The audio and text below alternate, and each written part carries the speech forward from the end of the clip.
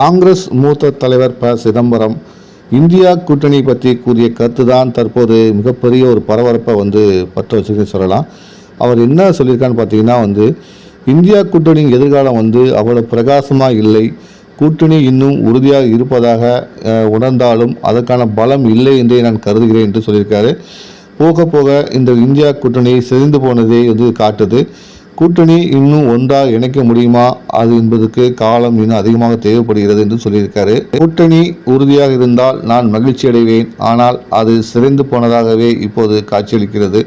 எனது அனுபவத்திலும் வரலாற்றை பற்றி சொல்ல வேண்டுமானால் வாசிப்பிலும் பாஜனதா போல இவ்வளவு வலிமையான ஒரு அரசியல் கட்சி இந்தியாவில் வேறு எதுவும் இருந்ததில்லை என்றே நான் கருதுகிறேன்.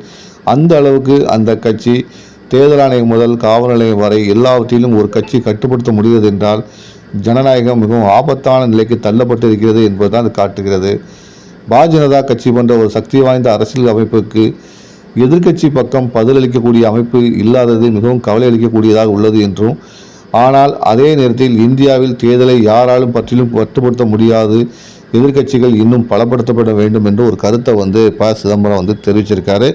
இந்த கருத்து முழுக்க முழுக்க எதை மையப்படுத்தி சொல்லியிருக்காருன்னு பார்த்தீங்கன்னா, இந்தியா கூட்டணியை பலப்படுத்த வேண்டும் ஒரே காரணத்துக்காகவும் அதை மேலும் பல கட்சிகள் இணைய வேண்டும் என்பதற்காகவும் சொல்லப்பட்டதாகவே சொல்லப்படுகிறது.